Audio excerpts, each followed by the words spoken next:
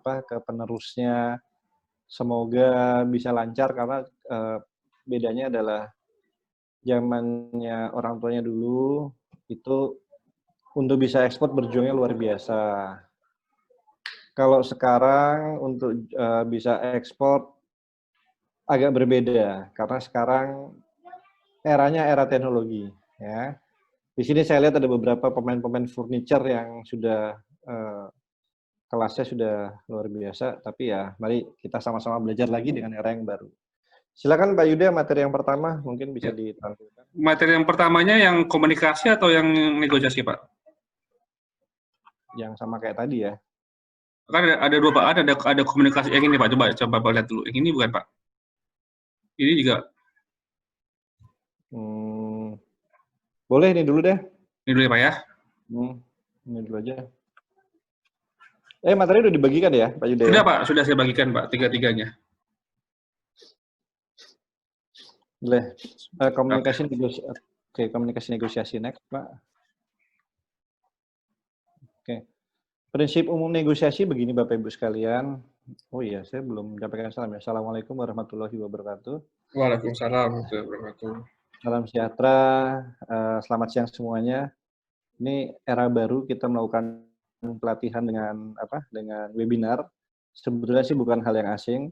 Saya hampir 1 minggu itu hampir 4 kali webinar seharian di beberapa tempat, beberapa kota. Bahkan kemarin lompat-lompat negara. Nah, capek juga sih. Karena beda waktu dan segala macam. Nah, sekarang kita mulai dengan CPNE di Jogja. Jadi yang pertama ya Pak Yuda di Jogja. Enggak? Pertama dengan menggunakan webinar, Pak. Oke. Insya Allah sih lebih menyenangkan sebetulnya. Karena bedanya kalau webinar ini bisa disambi makan, disambi camilan, santai, disambi jualan, bisa juga. Itu gini Bapak Ibu sekalian, negosiasi bedanya ada 2. Kalau secara tradisional, seperti pasar tradisional gambar yang di bawah itu, ditawar, cocok, harga setuju, bungkus dibawa. Sedangkan kita, kalau pelaku eksportir, tidak seperti itu. Jadi kita berusaha, negosiasi yang kita lakukan itu adalah dalam bentuk nilai yang cukup besar, melibatkan banyak orang, produksinya nilainya bagus, dan menghasilkan devisa. Beda dengan jualan yang kayak di pasar. Cuman prinsipnya hampir sama. Next, Pak. Slide berikutnya. Nah, jadi untuk bisa mencapai ke sana, langkahnya 3 sih. Bagaimana kita harus bisa kreatif, inovatif, dan solutif. Bedanya di Jogja, saya tahu di Jogja semua itu punya kreasi yang luar biasa. Batik aja bisa jadi macam-macam. Kreasinya banyak. Ini beda dengan di daerah lain di Indonesia. Dan saya rasa industri kreatif yang paling maju itu di Jogja. Pusatnya desain, pusatnya bahan baku, pusat segala itu di sini. Pengolahannya itu di Jogja. Sangat kreatif. Makanya tidak salah kalau banyak turis-turis asing, bahkan belanjanya dari Jogja. Jadi produksinya itu di Jogja, supermarketnya di Bali. Gitu ya. Karena orang Jogja itu sangat kreatif, inovatif, tetapi belum solutif. Nah, kalau solutif itu artinya sudah bisa ekspor langsung, sudah bisa jualan langsung. Nah, di era saat ini yang namanya jualan ekspor itu berbagai macam. Yang paling gampang itu adalah dengan menggunakan digital marketing. Di Exim Bank kan juga ada ya yang di HP ya, Digital Handhold Program. Ya. Ini sudah ikut semua ya Pak Yuda? Ada beberapa Pak ikut Pak, yang lainnya belum Pak. Oke. Ini adalah salah satu kemudahan berjualan di era pandemi COVID ini. Jualan online adalah salah satu cara yang memudahkan kita mendekatkan antara penjual atau produsen kepada konsumen. Tapi semoga kita harus melakukan inisiatif dan inovatif. Segala cara kita jual, yang kita lakukan, yang penting kita bisa mencapai sasaran, kita bisa ekspor. Next, Pak Yuda. Nah, ini adalah communication skill. Ada yang namanya oral. Oral itu menggunakan teknik berkomunikasi yang baik. Kita melakukan presentasi produk kita melihat audience awareness. Jadi kita melihat bagaimana sih kita kalau ngomong sama orang, kan kita akan tahu reaksi dia apa, penerimaan dia bagaimana. Kalau namanya webinar ini saya nggak bisa tahu Bapak Ibu penangkapannya seperti apa. Saya nggak bisa lihat langsung. Jadi kalau tatap muka itu bisa langsung kan begitu. Kemudian critical listening, kita harus bisa tahu langsung dari peserta. Kalau di sini kan di mute dan unmute, jadi kan kita nggak tahu. Ya kan? Body language, kita bisa tahu langsung gaya bicaranya, tanggapannya lawan bicara, itu kita bisa tahu. Ini adalah communication skill secara oral. Secara penulisan, ya Bapak Ibu kalau memberikan penawaran yang baik, yang santun, yang jelas, yang lengkap, maka orang akan tahu. Ya, yang nonverbal tadi hampir sama, ada body language, personal presentation, kadang-kadang kalau yang memberikan presentasi sangat baik, orangnya ganteng, atau orangnya cantik, maka akan kita bisa tahu langsung. Nah, ketiga bidang ini, nonverbal, oral, dan written, kalau semuanya digabungkan, maka akan menjadikan suatu communication skill yang baik. Tapi Bapak Ibu, jangan dibilang exported perlu 3 ini. Exported kadang-kadang nggak perlu 3 ini. Tapi kalau punya ketiga itu adalah nilai tambah. Kalau Bapak Ibu tahu, yang di Bali itu orang-orang pedagang acung, pedagang asongan, itu jualan juga asal ngomong aja orang mau beli. Ya kan? Di Beringharjo, orang nunjuk, turis, nggak ngerti apa itu segala macam, nggak bisa ngomong, nunjukin kalkulator, juga bisa beli.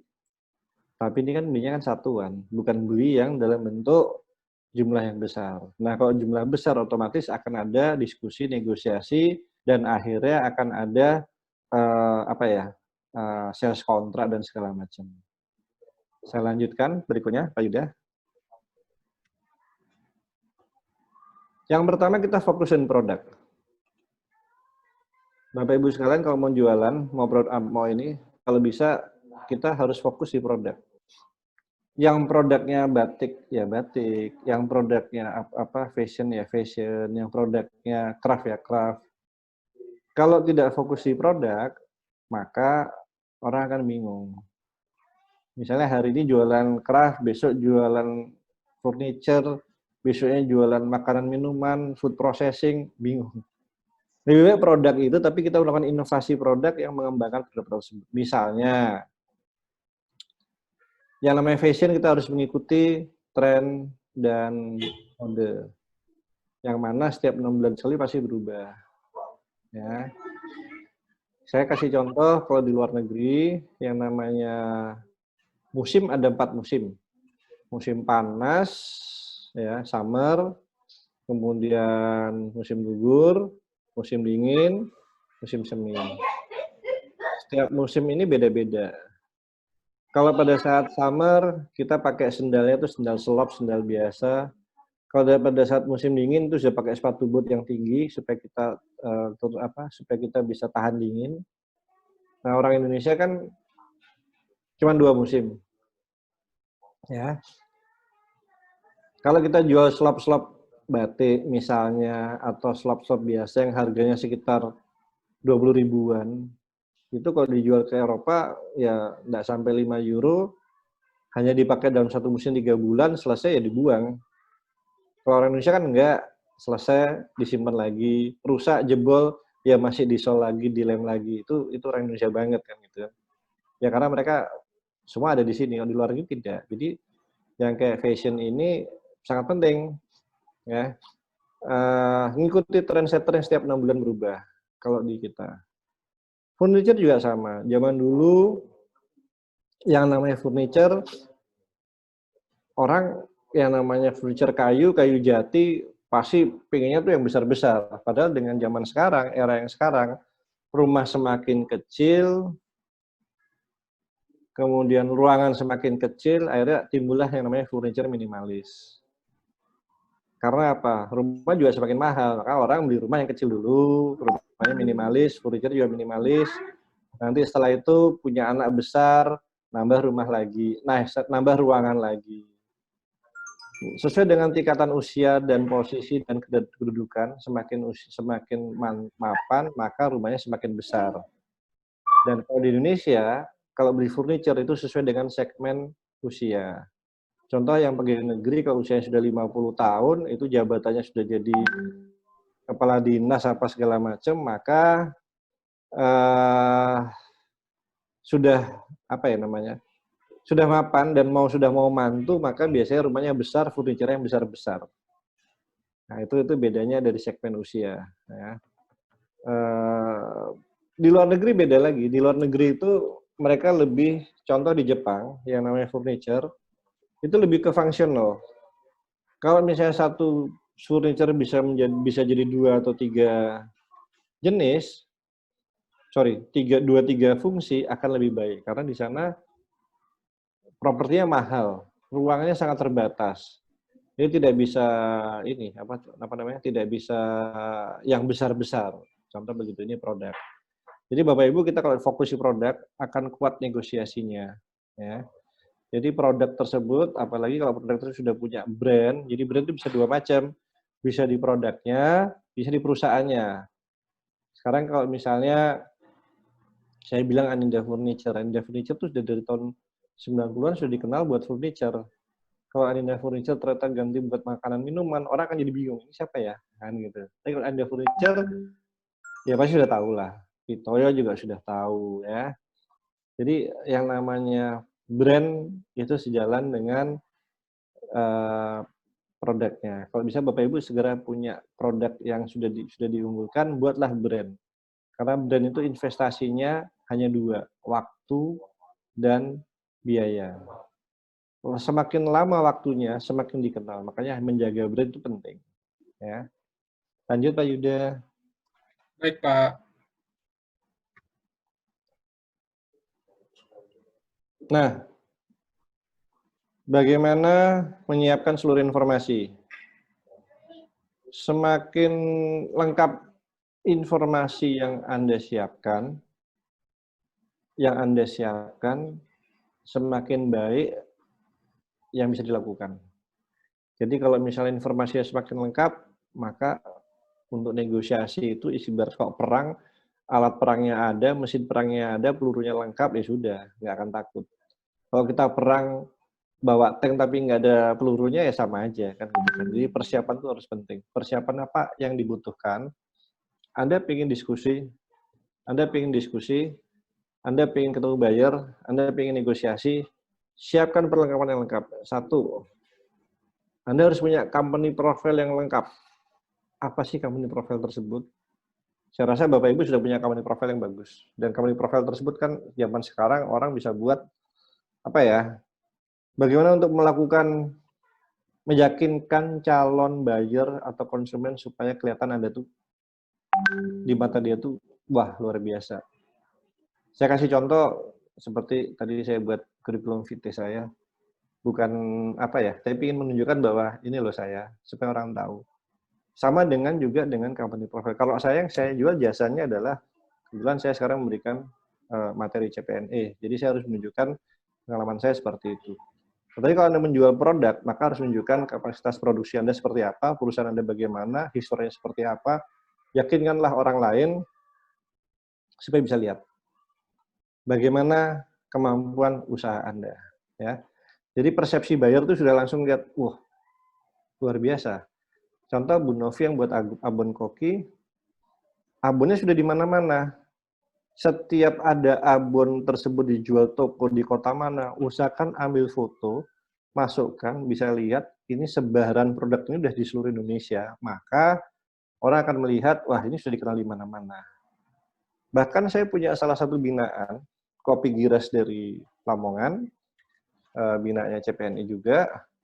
Setiap dia keluar negeri, dia bawa kopinya, ditaruh di supermarket, di foto. Barang saya udah ada di Kuwait, barang saya sudah ada di Lebanon, barang saya ada di Dubai. Padahal dia juga tebar pesona juga sih. Barang saya ada di Rusia kan gitu. Tebar pesona juga belum tentu juga dia passion ke saya, tapi dari situ kan orang bisa yakin ya. Zaman sekarang tebar pesona melalui sosial media itu penting juga untuk meyakinkan orang lain. Baik, lanjut Pak Yuda. Maximum capacity.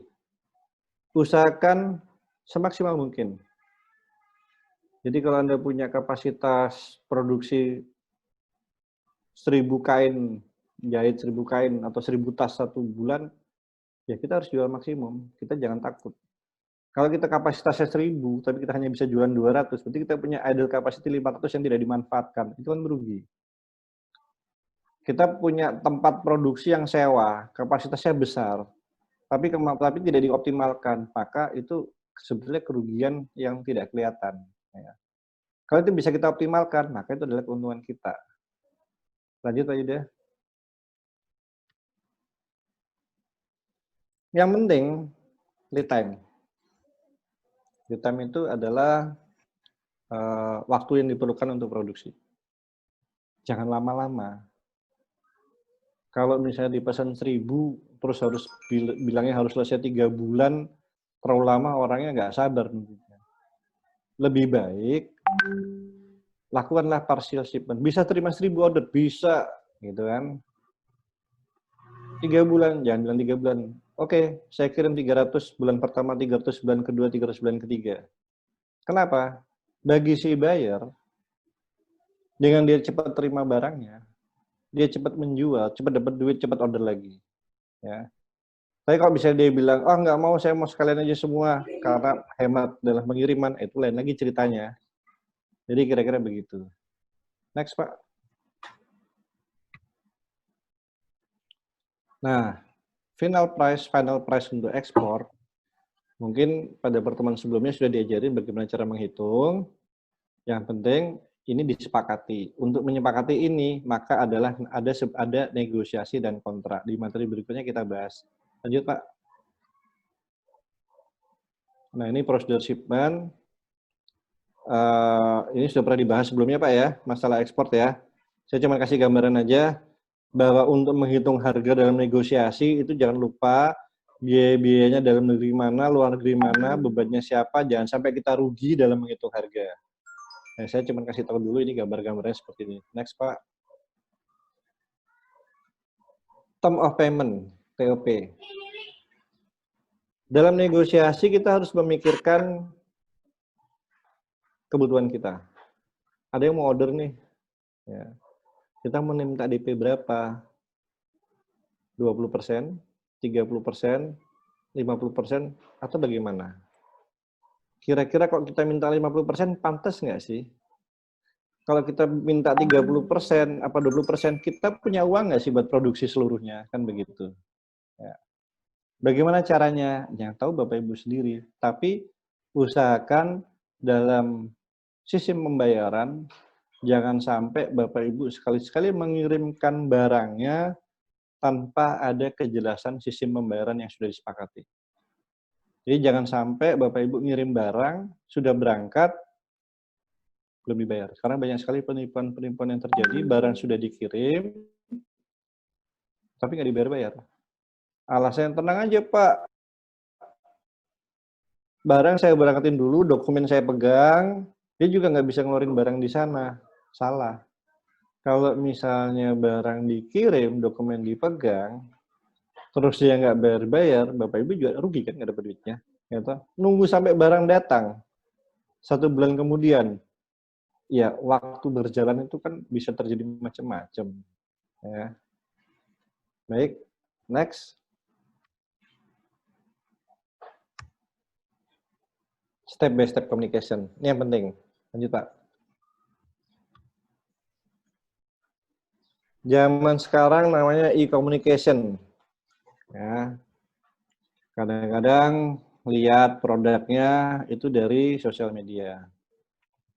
Lihat produknya dari digital marketplace. Ya. Kemudian lihat produknya dari e-commerce segala macam. Maka komunikasilah dengan baik, berdiskusilah dengan baik melalui digital. Kalau ditanya, kalau Bapak Ibu berani mempromosikan produknya secara online, maka Bapak Ibu harus siap menjawab pertanyaan yang datang online. Ya. Yang namanya pertanyaan, mereka tidak peduli Bapak Ibu di mana posisinya. Kadang-kadang di Amerika beda jam 12 jam. Kadang-kadang di Eropa beda 7 jam. Usahakan setiap ada chat pertanyaan dijawab. Bagaimana cara menjawabnya? Kalau misalnya jamnya tersebut jam tidur Bapak Ibu, siapkan auto replay. Thank you for calling us, misalnya begitu. We will back to the office and our office hours itu jam sekian. Paling tidak mereka merespon, oh ternyata di sana lagi tidur ya, atau bukan jam kantor, oke. Tapi kalau tidak dijawab sama sekali, maka mereka akan berpikir, ini sebetulnya yang jualan siapa sih? Robot apa bukan? Bener apa enggak? Kan gitu kan. Selama Anda terlambat membalas respon yang diperlukan, maka nilainya akan turun. Kita sendiri kok ditanya-tanya nggak dijawab-jawab, ya akhirnya ya bisa beli yang lainnya kan begitu. Maka e-communication ini sangat penting. Saya rasa Bapak Ibu sekalian sudah punya smartphone semua, pasti kan notifikasi masuk tuh. Ya cobalah dijawab sebisanya. Atau kalau misalnya pertanyaan perlu mikir, ya dibuatin auto reply. Paling nggak dia baca dulu, oh udah direspon. Paling nggak, oh iya dia lagi istirahat atau dia lagi apa. Next Pak.